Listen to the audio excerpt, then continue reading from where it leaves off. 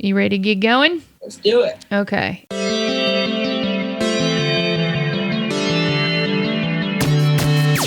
Oh, hi. You're listening to Service from Hell, a podcast featuring people that are currently in customer service positions or the lucky few that got out and all the good, bad, and infinitely irritating things that go along with that work. I'm actor and writer Kate Gaffney, and am uniquely qualified to discuss this as I used to work at a very busy and very popular comedy club in Los Angeles. And at least one of you listening right now has probably grabbed me and told me you were ready to order when I was running around like a crazy person. So let's eat. Like a rose.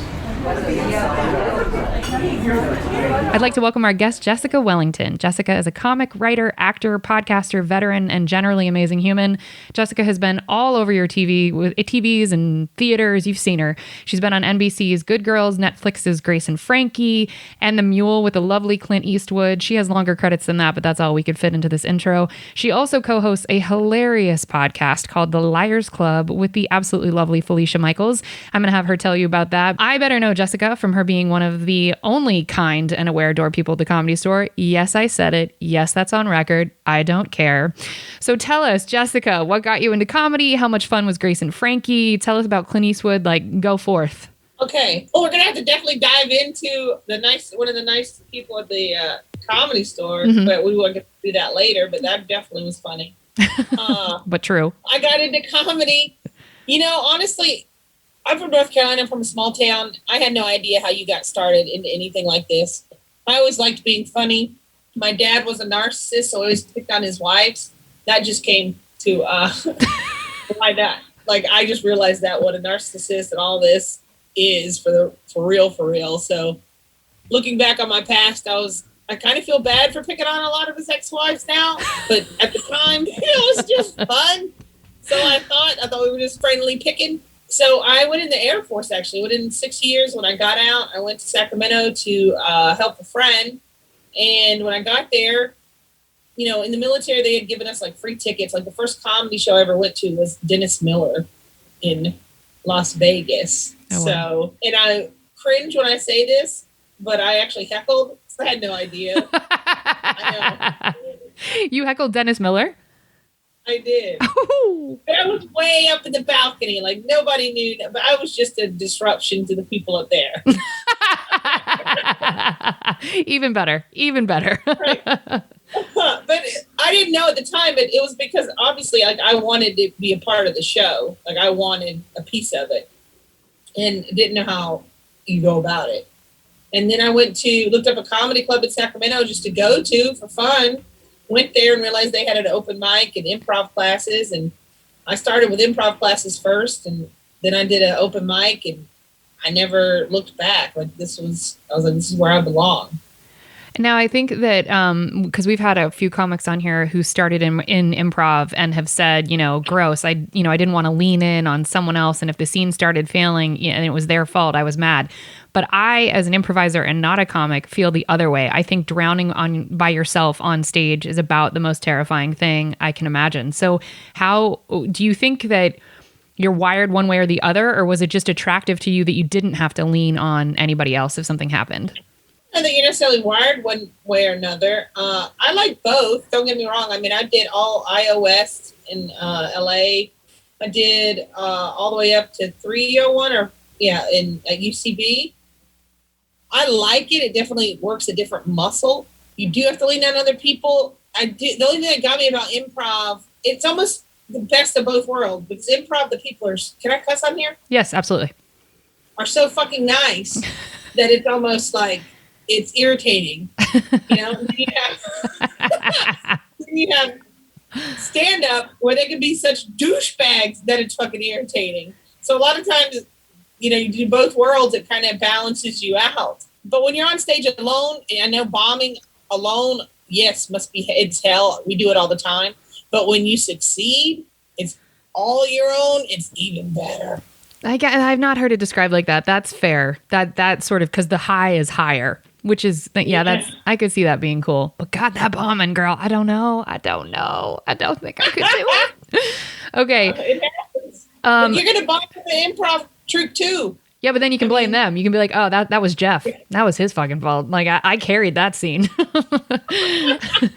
Okay, so I want to go back. So you were, why'd you go to the military? Was that just to get out of North Carolina? Yeah, for the most part. I mean, I didn't have great grades. I kind of was in and out of school. I didn't feel like I had a lot of options. We didn't have any money. So the military seemed like the best course of action. And I mean, I was ready to leave the house. Once I left the home, I've never moved back to like in the house or anything like that. Wow, good for you. Family. Okay. And then, so get us up to date. So you go through those various programs in LA. When did you decide? Because I feel like there's a moment where you kind of have to decide you're either going full bore in comedy or you'll work the improv circuit and try to make a career happen that way. I think it's really hard to do both. So when did you choose, okay, comedy, that's it. Like I'm full hardcore going, because Jessica's a member or was a member of the door person program at the Comedy Store, which is insanely competitive to get into, and you have to be vetted and you have to have so many hours on stage and people have to basically endorse you. It's just hell. And she's one of the only females in that program. So first female door guy. You were the first? Yeah. Oh, I did not know that. That is lovely. I should have put that in her bio. I don't do good research. So how did you, so you were the first. So tell us about that trajectory of choosing comedy and then going full bore and then getting picked. Choosing, I don't know. I've always felt like I miss improv a lot. I think like I said, it does keep another muscle going. It's always something I want to get back into and something I always kind of fall back into or whatnot. It was just easier, I guess, in the beginning to infiltrate the improv world because y'all are so damn nice. It's a read. Okay. I can't. Okay, so we were nice to you. We bring you in, and then you're like, I want to go get beat up in comedy?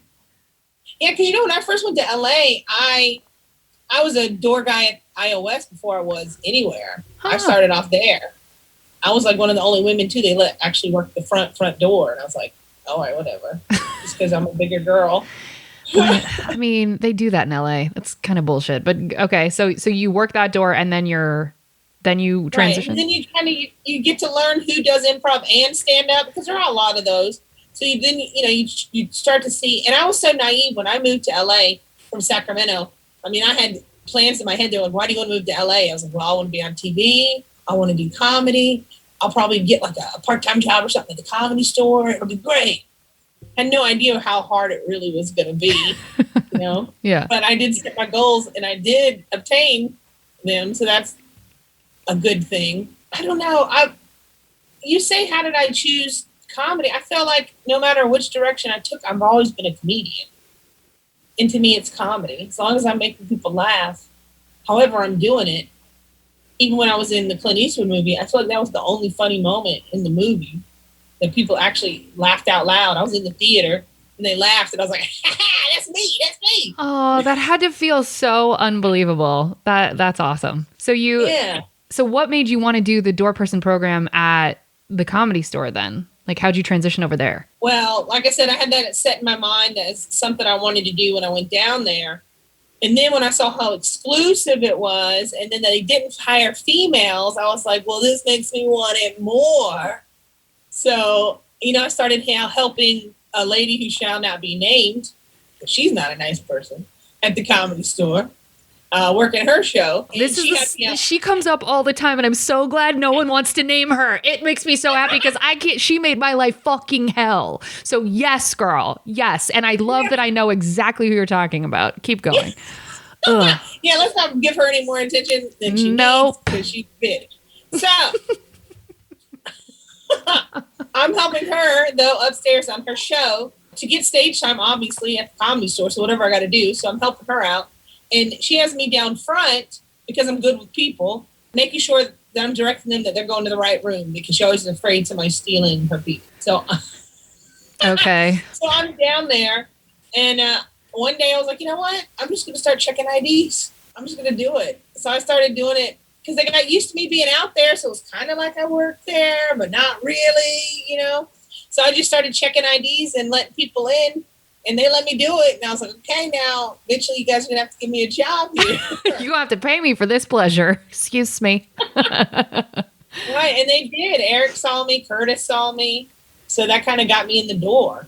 And so then they see you doing that. How long until they're like, hey, like, did they want to hire you as security? And you were like, no, ma'am, I will be doing the door person program. Because there's a shitload of jobs there. So you could have done, you didn't have to do the door person program. So how'd you get that? I think they knew. As a comedian, you absolutely, you want to be a part of the door position. And they saw me on stage. That was the beauty of working for Lady That Shall Not Be Named up in the belly room, because dead. I'm so dead. I love it. because they got to see me on stage, though, so they got to see that I was funny too, and they were like, "Oh, we like her."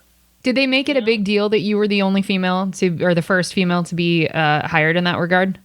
Not really. I thought maybe I'd get a little something in the Comedy Store documentary. Did not. What? Are you suggesting it's a boys' club and they don't really care about women? That's not. You didn't say that, but I said it. I mean, I think we're doing better now. That's right. I think it was deep-seated tradition that needed to be broken. That's right. And since then, there have been a couple other females that have been hired into the program. There have. You paved the way. Okay, so you start doing that. Now, did you get representation to get the credits, the lots of credits that you have, or did you get that stuff on your own? How did you, was it because of the store you got seen, or what's the... Let me tell you about, the store hasn't really gotten me seen for movie stuff, but... But I kind of got spoiled, because when I got to LA, the first movie I ever auditioned for, I got it. That'll get you. As much as I loved it and it was fun and I enjoyed it, I was horrible. Yeah, I wasn't good. Okay. Why'd they cut me out of that? Why'd they cut me out? I'm good. Like, I'm actually bad at this. Okay, got it. Makes sense. Yeah. But, that kind of gave me a taste for it, and I definitely wanted more. I didn't get an agent for a while.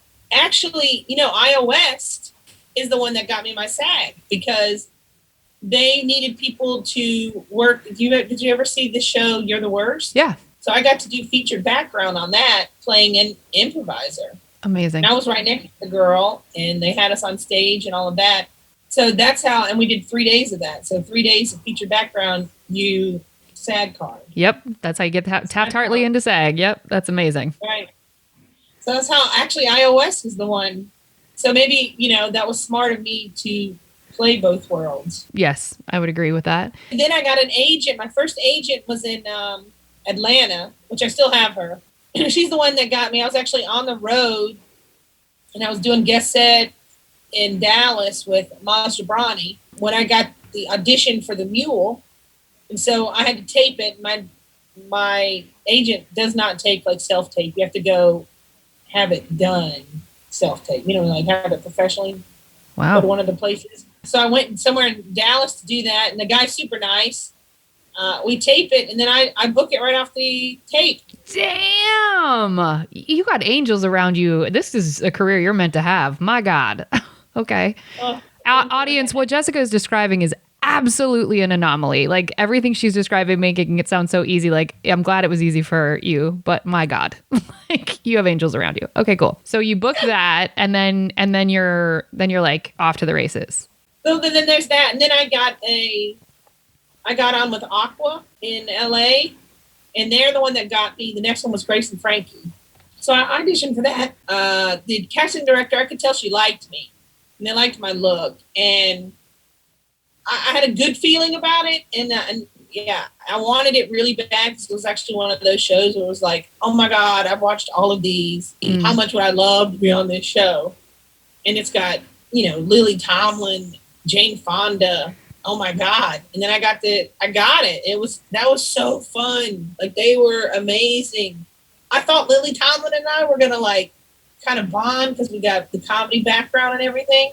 But somehow it got to, because originally my character was supposed to be selling drugs. And then they were like, oh, this is too rough for this show. So they had me dealing in SIM cards. Oh my God. I was like, okay. But something about drugs came up, and I'm kind of so used to it now. But I was like, oh yeah, my mom's a crackhead. This is how it would go. And Jane was like, what? Oh Like, poor baby. And you're like, oh, girl, we're past it. Like, yeah, like, it's all good. People got it way worse than I do. I'm like, I'm just happy to be here. Like, this is great. And she ended up leaving that day. She like gave me a big hug and all this, and she was super sweet. But I was like, you don't have to do this because my mom's a pregnant.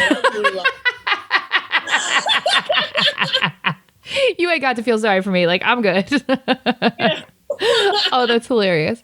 So you have all these positive experiences, and the whole time, because I remember when you were shooting that stuff, you were at the Comedy Store still working. So you would go daytime shoot, and then you'd come work at night. So why did you feel like, because you were on TV? I know a lot of people that are like, well, fuck it, I got what I needed to, and they usually quit. Why stay in the door person program when you were on TV? I don't feel like I got it. Like, I was on a nice little roll. Bingo. I mean, right after that, then I did, you remember me booking Good Girls, which I was super excited for. And I only had one line in there, but it ended up being really cool because I was in that opening scene for the episode.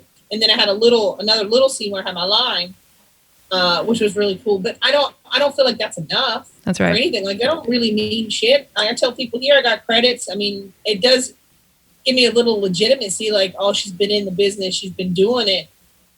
But people like I date here, they're like, I don't understand, you're doing shows for $50. Like, what are you doing? I'm like, well, I need to do comedy for one. I need to be on stage, and I can't dictate what I get paid. It is what it is. Like, I'm just not. I don't feel like it's enough. It's just not. I think there's a common misconception too, and not our audience. Our audience is very smart because I lecture about this all the time. But I think once people see you on TV or in a movie, they just think, oh, the hustle's over. There went the grind. You nailed it. Bye, off to the races with you. And that's like, after every shoot, you are then unemployed again. Like, you just are. And that's true for A-list stars, and that's true for, people like me. And I think that that's a hard thing for people to understand. To your point, saying the people that you're dating are like, I don't get it. Why would you do a $50 show? And it's like, because the hustle's not over. Like, right.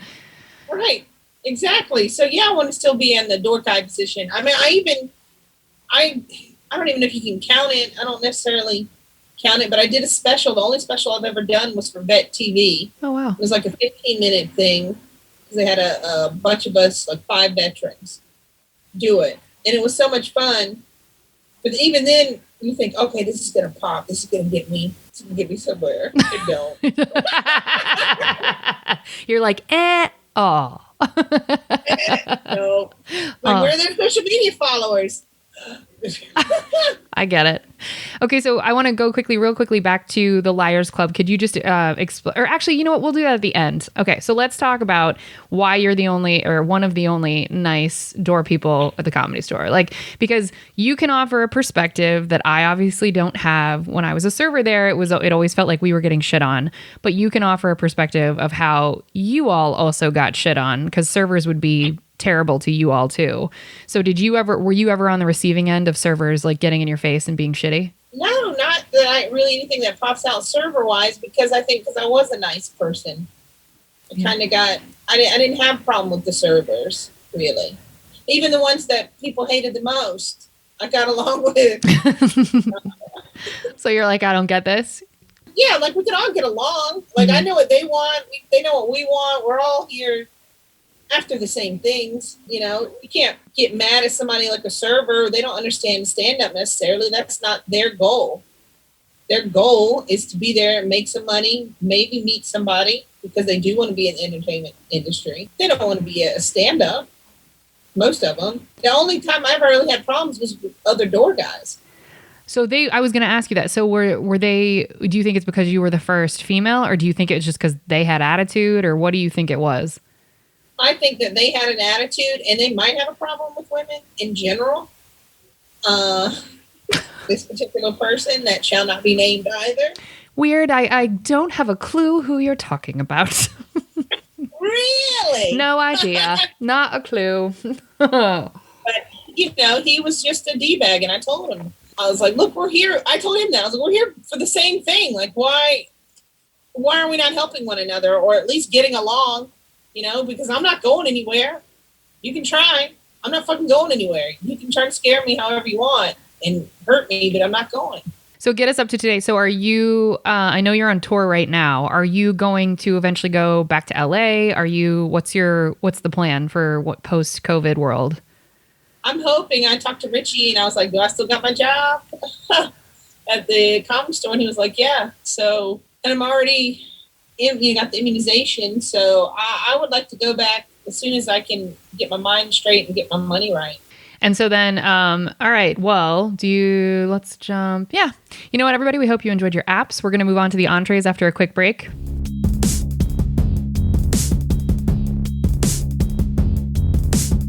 Okay, we are back, and now it is time to move on to the entrees. Okay, what was your first job ever where the government was taking taxes out of your money? Okay, where the government was taking money out. My first legal job was at Taco Bell. Amazing. What did you do at Taco Bell? I ran the register and made tacos. Which one was worse? Probably both are pretty bad. Yeah. It wasn't great. I didn't hate it. But then they tried to say I was stealing money or something. And I'd only worked there for like 2 weeks. And I was like, oh, this is crap. It's like, it's probably you that's taking money. So my dad came down there and threw a fit and was like, fuck you guys. And then I quit after 2 weeks. So because I've mentioned how I think fast food work is some of the hardest work ever, just because of the repetition and how shit on you anyone who works in fast food is. It's like considered like the lowest of the totem poles of customer service, which is insane because it's a job where you have to keep yourself engaged. So so I imagine, like, even though you were only there 2 weeks, like when you were making tacos, did you want to kind of go crazy because it was the same thing over and over? Yeah, because then you have people too that drive up in like a van and they're like, we want 30 soft tacos, 30 hard shell. And you're like, oh my God. Make 2 without tomatoes. Wow. All right. Okay. And all right, how many customer service jobs have you had? Do you know the number offhand? I don't know about a number, but I worked at Dairy Queen for a short time. I worked at Waffle House. I worked at Winn-Dixie. Or UPS Freight. I was a wedding DJ in Vegas. Seriously writing. Okay. I'm doing in-home care right now, which is something new. Come on, repetitive. It's very repetitive. Oh yeah. In-home care for elderly people or for like. He is 55, but he is like nonverbal, multiple seizures, developmentally. Bless him. That's really taxing. How are you staying up emotionally? Well, he's great, actually. I don't mind working with him. It's his mom. It's shocking. Pain in the ass. There, but, because right now you're in North Carolina as we speak? Yes. When did you go back there? Like September. Oh, okay. So you waited a little bit. All right. And did you get rid of your apartment in LA? That's had to. You know, she went up on the rent because it was technically a townhouse. So, or classified as a townhome. So it wasn't protected under the apartment thing. So she went up on I know. I was like, are you serious? I hope it's still vacant. That's shitty. That's really shitty. Okay, so you have Taco Bell, Dairy Queen, Winn-Dixie, UPS, you were a wedding DJ, which we are getting back to. You're doing in-home care now. So could you ballpark a number? Would you say like 20? Sure. Because I've done Does that sound? Okay. Because I consider being a door person customer service absolutely. Your customer interfacing, it's... Oh, absolutely. Okay. Of all of your customer service jobs, which was your favorite? Actually, I really enjoyed working at Winn-Dixie, the grocery store. Okay, why? I don't know. I was really good at it. And I was fast, and I got people in and out of there, and I liked the pace of it. Made the day go by quick. Were you a bagger, like at the register? What was your deal? I was a cashier, which we bagged too. Oh, okay. If we had a bagger, they helped, but we also did it. And you liked that the most? I did. I really liked that job for some reason. How long were you there? A couple of years. That's the one I ended up sticking with in high school. So I'd say like 3 years. You're the second. I moved up to maybe 2 years. I moved up to front end manager while I was in high school, which was fun too. We did like Western Unions. You're the second guest we've had on who worked at a grocery store during high school and absolutely loved it. And I asked that guest too. What up, Ethan? How in the world were you able to maintain that schedule? I know you said you were kind of dipping in and out of school, but how did you maintain that schedule? Because that's hard work, and to be in school, that feels hard. I've always worked. I enjoy working. I mean, I was the one too that, like, if it snowed in and they were like, "Oh, who can come to work? Oh my God." I'll be like, "I'm there. I'll spend all day and make all that money." Like nobody else is there.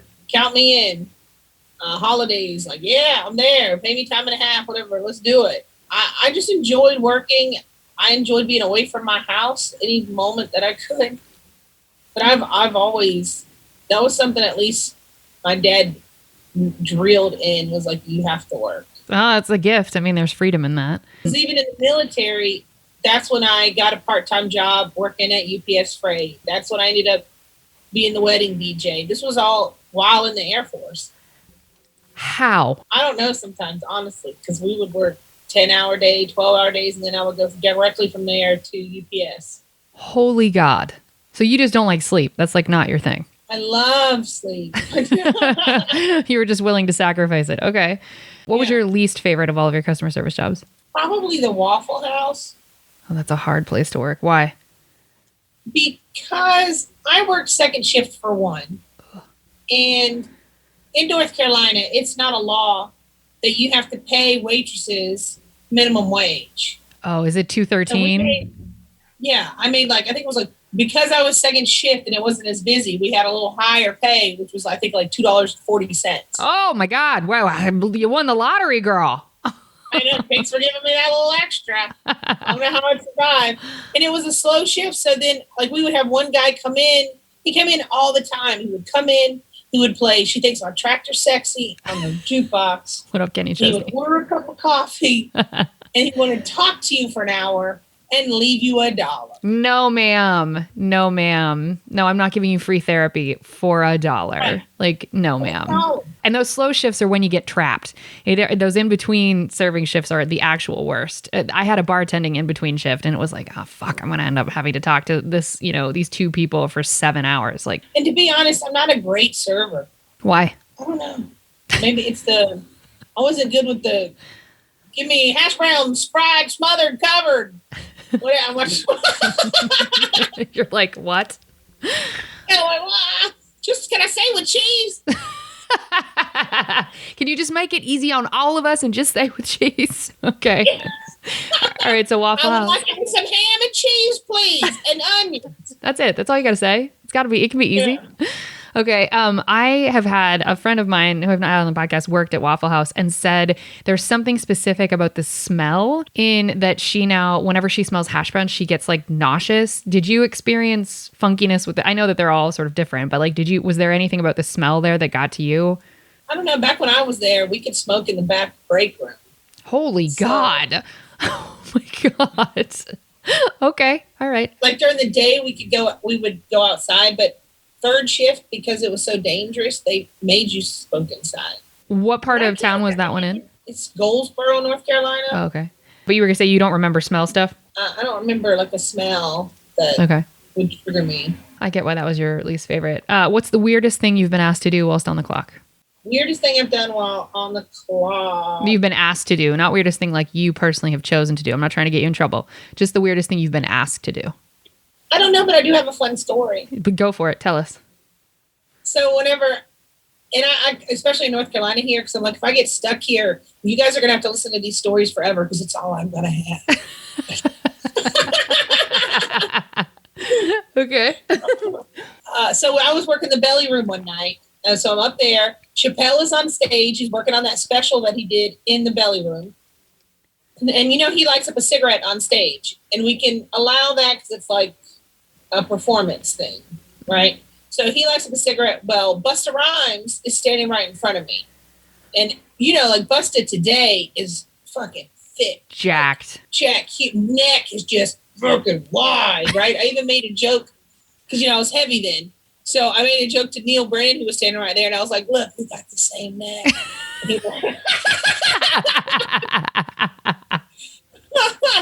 And he laughed. And then, so Busta Rhymes sees that he lights up a cigarette. right in front of me. So then I tap him on the shoulder very politely. And I'm like, I'm so sorry, but you cannot smoke in here. And he turned around and he grabbed me by my shoulders. Ooh. Yeah, and he looked at me, just stared me dead in the eye, and I was like, oh my God, I'm about to die. I just told both of rhymes that he can't smoke in here. And he stared at me for a good minute, it felt like. It felt like forever. And then he just kissed me, and then he left. And I was like, oh, that's cool. That may be the best answer we've gotten on this podcast in a ton of episodes. That's impressive as fuck. And what a great response on his part. I'm just going to put my mouth on your mouth and then I'm going to walk away. Like, yeah, what? Like you said, like, oh, thank you. That is amazing. Yeah, that wins. That absolutely wins. Can you think of any weird other incidents? I feel like they always happen at the Comedy Store. It's a weird place. They do. There's so many weird things that happen in the Comedy Store. Have you ever had like? What were we gonna ask? Like maybe kicking someone out or something. I find that that's when the door people get into shitty situations is when you're asked to do that. Well, sometimes being nice, and I wasn't always nice, but I was mostly nice at the door. But you try to help people. Like I had a group of people trying to get in. Well, they didn't have tickets. I think it was like a Rogan night. But I'm trying my hardest. I'm like, stand in this line. I was really trying to get them in, like for real. And then I ended up, it didn't happen. We couldn't get them in. There just wasn't seats available. Well, then I go and look on the Yelp page and they're like, the fucking fat bitch with the pink hair wouldn't let us in. And we waited. And I was like, fuck you guys. Cause I was trying to help you. That makes me that kind of shit makes me fucking crazy, especially because everybody thinks that they're this warrior or this a bit like the fucking troll train of being able to write reviews online is, I mean, because people used to get fired over shit. Like, I don't know about it at the store, but like people, I mean, there was a bar that I worked at where they would print out Yelp reviews and they would say, if anything like this happens again, you're fired. They'd write you up for Yelp reviews. And it's like, so anybody can just come. Oh, it's a whole separate thing. It's horrible. Yeah. Yes. It's not right. No, it's not. But, also to that note, I still get like, I forget who it was, but there was a girl that messaged me on Instagram and she was like, I'll never forget you. You were so nice to me that night that I went to the Comedy Store and you made me feel like a real badass for going by myself. And I'll never forget it. And I was like, stuff like that's cool. Yeah. And that stuff matters. I wish. Yeah. So there is, for as much negative that is positive. That's right. Right. What's the weirdest we asked that. What incident made them ask to speak with your manager at any of your jobs? Did you have something that happened where they were like, fuck you, let me get your manager? Not a lot. Yeah, you're nice. Right. Unless it was like, trying to get in or something like that, they would ask. But honestly, there aren't any that pop out. Okay. That somebody has asked to see a manager. Have you ever been scared? So I want to know the positives and the negatives of door guy stuff because we brought that up earlier. What's like some negative things that happen because like, were you ever scared as a door person? Like, did anything funky ever happen in that regard? Oh my God. Okay. How about this as at IO West, right? I'm the door guy there and we're closing up. So we have everything locked up, but we're closing up and cleaning. And then there's that club that was right next door. And this is right on Hollywood Boulevard. There's a club that's next door. And these two guys are starting to fight. And we're kind of looking like, oh, okay, they're getting into it verbally. Right. And then all of a sudden this guy pulls out a gun and he points it to the ground and fires. Now, granted, he wasn't trying to hit nobody, just trying to scare them. But you also pointed it to the cement. Dumb fuck. Okay. Asphalt, you dumbass. So he fires it and the bullet bounces and we hear poop on the door. And then come to find out right there, the bullet hit our door, made a little indent, and then landed right in front of it. Oh my God. There's your bullet. And then, listen, this is crazy. On top of this, right? So my car is valeted because that's all we really have there on Hollywood Boulevard. So it's valeted. I go to finally leave and get my car. I get in my car, and then all of a sudden this detective guy comes in and sits down. It's like, look, we can't have you move right now. And I'm like, dude, what?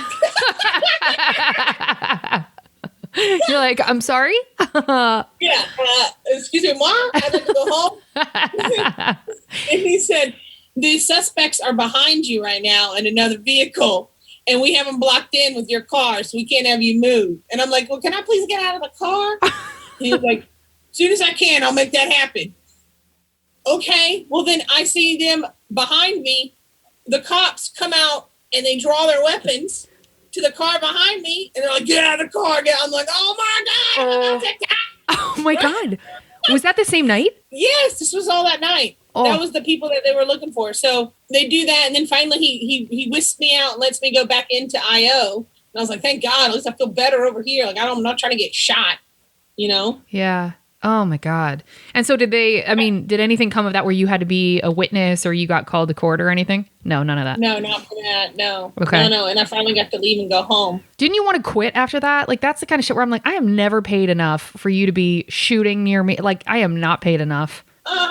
No, and maybe because it wasn't directed at us. Sure. Was that the scariest? That was pretty one of the scariest. Yeah, probably. Anything scary ever happen at the store? All the time. I know. Yes. Please tell. People are scary. Yeah, they are. I mean, there was all kinds of fights. I remember just people getting drunk and belligerent and being stupid. And I actually got hit on by a lot of women at the Comedy Store, and they would come and be drunk and just flirting with me and trying to sit on my lap and touch me. And it was like, this is enough. Come on. Well, and that's her. Like, I think we forget that that's harassment. Like, you don't identify as gay, and even if you did, just because it's woman to woman doesn't mean that it's not egregious and it's not harassment. I don't, right. I'm going to be a buzzkill about that, but that stuff makes me crazy that we just get a pass because it's like, but it's just a woman. It's like, I don't care. You don't get to just touch me. Yeah. Right. And she's doing it enough that I'm uncomfortable now. Yeah. Like, I've pushed people away. Okay, that's enough. Thank you. And then they keep coming back. I'm like, that makes me alone. Have you ever told a customer to fuck off? A customer? Mm-hmm. In any of your jobs? I don't think so. Oh, I may have, but I don't think I've told a customer to fuck off. What do you think it is then that makes, to go back to like the positive and negative for the door person stuff, why do you think other people are shitty to everyone and that you were able to maintain not being an asshole? Well, I had my bad days. Don't get me wrong. We all did. Me too. Same. Yeah. It would get to you. What would get to you? Can you elaborate on that? And it's weird because, a lot of the interactions that I had, like I didn't recognize Eliza when she came in and I asked for her ID and she got upset the first time. But then I ended up opening for her. So it wasn't like the end of the world either. At least I wasn't a bitch about it. So it ended up being fine. I had a hard time. Like I didn't recognize a lot of people. I remember I didn't recognize Too Short and he seemed pretty just annoyed by having to give me his ID. But he did it and he came in, One douchebag was weird. Scary Spice? Yeah. She would come in and then she would come in with her husband a lot, or he would just come in by himself. He was kind of a douche. I've heard that, actually. Okay. I never saw him there, but I heard that a lot about him. Right. And I guess a lot of the rich people that just thought they were somebody trying to get in, it's like, I don't care who you are or how much money you got. Like, I'm not letting you in. I remember one time you came, I think I was back at the server well, just like trying my drinks or whatever. And you were just back there, like just taking a break or I don't know, you were walking through or something. And there was, I forget who, it was some big celebrity. I cannot remember who it was. It wasn't Too Short and it wasn't Eliza. I forget who it was, but someone had seen you like ask that person for their ID or something. And one of the servers was like, oh my, I wish I could remember who it was. But one of the servers was like, oh my God, Jessica, like you asked so-and-so for their ID. And you were like, I don't give a fuck who you are. I don't recognize your face. Show me your ID. And I was like, yes, yes. And you weren't a bitch about it. You were just like, right, everybody has to show their ID. Like, that's just the way it is. Right. And I was like, oh, I like her. And that's kind of ended up being my blanket rule. It's just like, just everybody show me your ID. Mm-hmm. Then we don't have to pick, you, blah, blah, just everybody.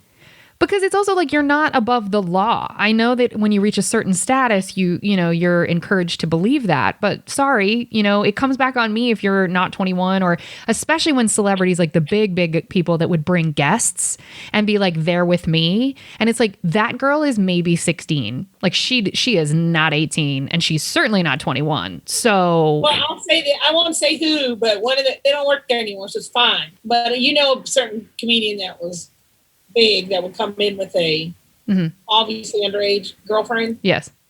And he let it slide. I was like, okay, fine, as long as it's not on me.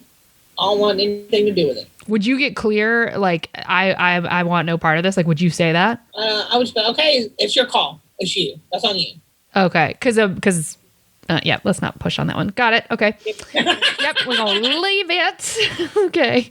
And what, like, when you came there as a door person, did you come in nice and positive and trying to sort of be inclusive, and you got shut out, or did you feel like you were embraced? For the most part, I think I was embraced. I think the servers were actually really nice to me to begin with, believe it or not, because I think I was nice to them. Yes. And I didn't have like this rivalry with them like the other door guys. I didn't think it should be like that. Because we all work there. Like, let's come on. But I think overall, but there was a time when I first started, there was this guy, I was working the belly room. I was new. It was like one of my first nights probably on my own in the belly room. And there was this comedian that was going to go up, and he had two girls that had come in. Well, I realized, they had started like heckling and just being disruptive and loud. So I went over there and I was like, oh, you guys got to, hold it down. And then they kept up. And then I was like, I realized I hadn't given them the spiel and somehow I had missed them. So I was like, hey, I didn't have a chance to tell you guys, just let you know, it's a 2-drink minimum per person, no heckling, make sure your phone's on silent, the whole thing that we do. And then they started being heckling again to the host. And I was like, okay, you have to stop. Well, then the comedian that was with him sat down and he started heckling with them to the comedian on stage and telling them that, who's this fat bitch? Who the fuck is she? And all of this. And I was like, oh my God, what is going on?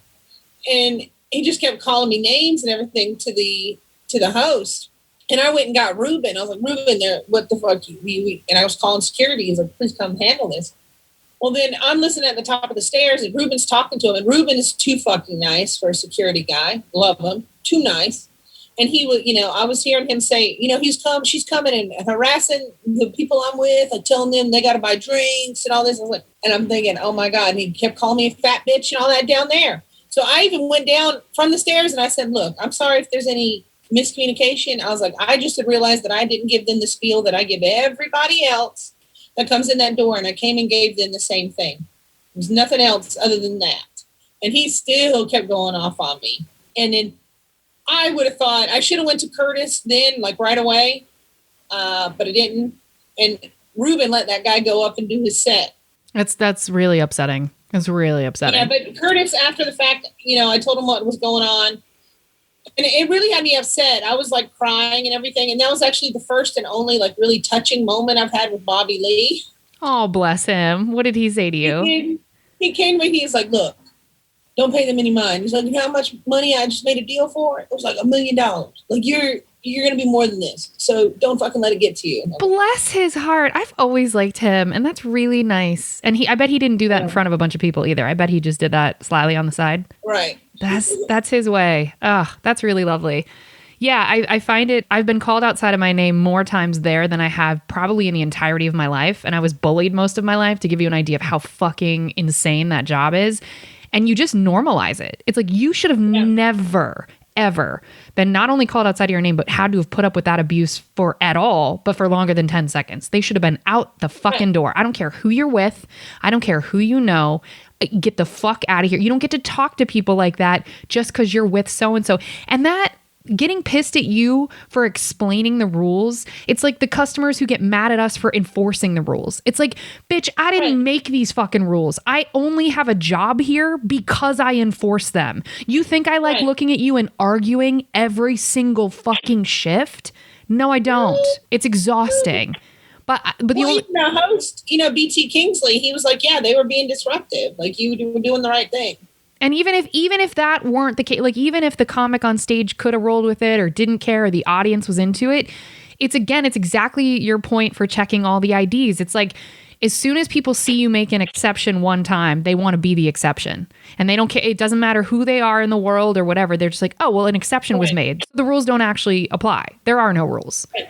Well, and that comedian shouldn't have been heckling back and calling me names to the host. Like, that was just wrong. Bingo. Period. And once I told Curtis, to be fair, like he banned the guy. Oh, that's and nice. And I'm just going to say it. Fuquan, whatever your name, Johnson, Jones, whatever his fucking name is, Fuquan, fuck you. That's right. So I hope you hear it. I hope they do too. Fuck them. I hope they hear it. And I can't believe in that situation you weren't like, fuck you, that you went and apologized. Like, ugh, gross. I've done that too. I know. Well, I was so new and I was like, I get it. God, am I wrong here? What did I do? And that's the other thing is like the rules for us aren't clear because I once got screamed at by she who shall not be named because I was told I had to turn the room over in a certain amount of time, as is my job when you're upstairs. And so I started ushering people out when the show was over and I turned on the lights in the room because the show was over. She tried to get me fired because she was like, the show wasn't over. The show wasn't over. Blah, blah. Went and got Richie. Richie had pulled me aside and he was like, if you do it again, you don't have a job here. Like it was a big deal. And I was like, I was new too. And I didn't realize she had free reign to do whatever the fuck she wanted. And it was like, oh, okay. They need to nip that shit in the bud. I'll tell you that. I agree. They really do. You know, I was really worried because somebody had thrown the idea out like, oh my God, who's going to be the new booker? Is it going to be Yeah, I thought so too. Mm-hmm. And I was like, it better not be because then I'm never going back to LA because I'm not going to have a chance in hell. Anyway, how many bodily fluids have been on your person whilst you were on the clock? You could say none. Well, I remember whenever I had to first, when I was the new door guy, so I was the newest one. So like, oh, somebody threw up in the bathroom. You got to handle this. And I was like, oh, here we go. I had to go in the men's room. Somebody threw up in the urinal. I had gloves. And then I had to take, those paper little things that we have for food. No. Scoop it out. What she is describing are the chicken tenders baskets. And oh my God, Jessica, how did you not quit right then? That's so fucking gross. But that makes me want to get sick. All right, we're skipping past that question. Do you tip? Yeah, I always tip. Even if they're horrible, I usually tip something. How much is what's your average? 20%. Yeah. What I usually tip. Is there, if they're not great, I might do 50. Do you ever not tip? Is there a situation where you wouldn't? It'd have to be really, really bad, but I usually always tip. It would have to be horrible. Yeah. What's horrible? Like maybe where they screamed at us. I don't know, where I was like, I'd have to walk out kind of thing. Yeah. When you were a server, did you ever get stiffed? Yeah. Well, I think getting $1 for an hour and a coffee is getting stiffed anyway. I would agree. Have you ever been fired from a customer service job? I've always quit. That's it. You seem like that type of person. You're apologizing to people that scream at you. I doubt they could fire you. Okay, give me an example of, or if you can think of, apart from those dick faces that were with the comic, who's the worst customer you've interacted with, or an example of someone who would be like the archetype for a terrible customer? Well, when I worked at Winn-Dixie and Goldsboro and Marmac, I had just rung these people up and bagged their groceries and sent them on their way. Then I went out for my break and they made us park way back in the back so the customers could have the front. Mm-hmm. And it's dark back there. So I'm out there and I'm going to have a cigarette. And these customers come up to me and they pull up beside me. And they're like, hey, how do we get to the mall? And I was like, oh, this is weird because the mall's really easy. I was like, you just go down here and take the Berkeley exit. You're there. And they're like, oh, can you write this down? And I was like, huh? I'm like, no, I'm not going to write this really easily. And then he came around and that's when he pulled a gun on. Yeah, he pulled a gun and he was like, get in the car. And I couldn't say anything. Like I just froze. And all I could do was shake my head no. And finally he just snatched my purse and they took off. So I guess that's a pretty bad customer. So Jessica, you've won twice on this podcast. Just want you to know that, my God, you've had the most intense answers of anyone we've had on.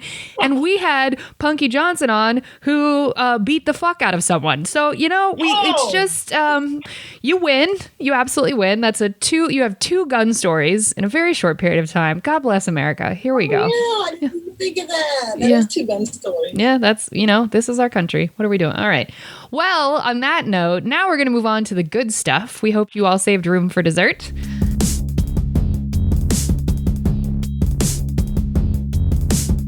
What was the nicest thing a customer has done for you whilst you were working? I don't really jump out. I know I have been tipped pretty generously before, just for being nice. So sometimes it helps in your favor. They're like, oh, hey, this is for you. That was I assume at the store. Yeah. Some people throw it around at the store. I have yet to be on the receiving end, but some people flex. It's nice. Can you remember the amount of the best tip you've ever gotten? I think it was like $100. So I have been tipped $100. That's nice. Rogan has a tendency to throw that around too. Do you have an example of the best customer you've ever interacted with? No. I mean, like I said, that the lady coming back, like that was pretty nice. I never would have remembered really her, to be honest with you, until she came back and messaged me. And I was like, oh yeah, she had come in by herself that night. And I was like, oh, that's fucking awesome. I love that women, they go somewhere, you're not afraid to go by yourself. Like you're going to go do and enjoy yourself. That's awesome. And she was like making her feel like a badass for going alone. And I wouldn't have remembered that unless she had messaged me and reminded me. So we should remember the good times more than we do. Well, and I think that people don't realize how, kindness is just so impactful and on both sides. So you were kind to her, but then she then reciprocated by acknowledging and seeing you as a fully realized human. I think that's the thing, is just acknowledgement that it goes just so far. And we just don't realize that. Yeah. Okay. What's the best lesson you personally have learned from working in customer service? That's tough. I guess it is. I don't know. Skip. Okay. Come back to that. What's one piece of advice you would give to customers who interact with customer service workers? I would say hold it together, try to be kind, but also don't let them run over you. Like if you have to speak up and be like, no, this is not okay, or fuck off, whatever. Like don't let somebody step all over you just because you're in that position. It's not fair. It's not right. And people in America especially take advantage of customers. I mean, you see all the videos of people at McDonald's. Like, yeah, I'd be a little grouchy working at McDonald's too if I had to deal with people like that every day. No shit. Like you're getting a fucking $1 sandwich and you want me to make all these special whatevers for you and the little thing is off. So sorry. Yeah. Yeah. So sorry. And you get what you pay for, right? It's like if you're going to, no offense to, well, I'm not going to name a chain, but if you're going to like a chain restaurant for a steak versus Morton's, like you're not going to get the same experience. Sorry. You're just not. And that's because you get what you pay for. Exactly. Yeah. My friend in North Carolina, I love her. And I was like, she used to work fast food forever. And I'm like, man, you seem like you kind of have an attitude all the time when we come to drive-through and stuff. And I was like, don't do that. Like, you know. And then I pick on her because it always seems like she has an attitude because it doesn't feel like she ever reaches. Do you know what I'm talking about? When you're like at the drive-through and I'm like, it just seems like you just kind of nonchalant put your hand out like they're supposed to come to you. Ooh. And I know it's not something that she did consciously or anything. So now like she'll make an effort to whoop. Reach out and see, that seems nicer. It's subtle, but it matters. Yeah. Was there anything else you want people to know, just or something that you are really glad you now know because you're like, oh yeah, if I worked in any other industry, I don't know that I would feel this way about something or be aware of this thing, but I'm really glad that I know fill in the blank from having worked in customer service. She's making a face right now that you all can't see. She's like, bitch, no, I've already tried to answer this question. I don't have an answer. I'm pushing. Everybody, I'm pushing. You're really pushing. Well, have I learned any lessons I want to take with me from customer service? I'm sure there's been many lessons that I've learned. In a nutshell, I think it's gotten me further in life, in general, in work, is being kind. I think you get more... What's that saying? Flies with honey. Yeah. Mm-hmm. Yeah, I agree with that. Yeah. Even though it might appear as if you're getting ahead faster by being a piece of shit or getting your way more. It's like, no, people remember how you made them feel. They may not remember exactly what you did or said, but they will remember how you made them feel. And it matters. Well, how can people get in touch with you? Where are your movies? And are you you're on tour? And then also, can you tell us about Liars Club and the concept and sort of what that whole thing is? Yeah. Well, I'm on everything. Follow me on TikTok now. I'm trying to do that. Everything though, Instagram, all that. I'm at Jess Wellington 2. That's the number 2. Let me spell that at JESSWELLINGTON 2. Is that right? Yeah. Okay. Sorry. Keep going. So please follow me there on everything. Then the Liars Club. It's the Liars Club with Jessica Wellington and Felicia Michaels. We take 2 comics, they come on, they both tell 2 stories. One's true, one is a lie. And then we interrogate them and try to figure out and guess which one is the lie. It's kind of like a little game. So, and it's fun. That's awesome. Do you guys win? What's your batting average? Like, do you guys like usually get it right? We try to keep stats, and we always end up losing them or like forgetting or whatever. But it just depends. Like, I feel like I do pretty good at times, but then I'm like, no, I'm not. Because we both have different strategies. I kind of go on a feeling, or it might be something just obscure. It's like, oh no, you said you were here. I don't think so. Yeah. It's fun though, because some people are really good liars. You find out that comedians pretty damn good at lying. Yeah, it's a little scary. Okay. And when do you guys drop new episodes? Like every two. We're just getting back at it, so we actually haven't dropped anything since the hiatus. But we are live right now every Tuesday on Facebook, and you can come join the Zoom if you're cool. And we will be dropping it probably like every Tuesday back again on Podbean and all that. And then where can people find, is Clint Eastwood's The Mule, is that out on any platforms? Last I saw it was on HBO. I don't know if it still is. It was on the HBO on demand. That's all. I don't know where else you would find it as of now, maybe DVD or whatnot. But every time you watch it, I get paid. So find a way. So watch the damn movie. I'm going to watch it tonight again. And how was it working with Clint Eastwood? Was he just a delight? I hear that over and over. He was really nice. They thought I was a hoot just because, I was just talking to him. I found out that he used to hang out at the comedy store back in the day. I didn't know that. So I was talking to him about that. Yeah, I was like, hey, I worked there and all of that. And then he was at a farm stand or whatever on the road, and he had this little thing of cherries. So in the middle of, in a break, we're just talking, and then I just took one of his cherries and ate it.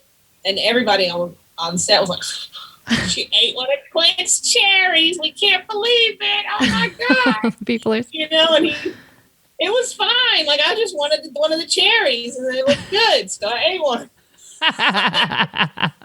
Amazing. You're always yourself, which I really appreciate. Well, folks, we're going to drop your checks now. Thank you so much for listening. If you want to help us out here at Service from Hell, we'd love to have you subscribe, rate, and or review the show wherever you listen.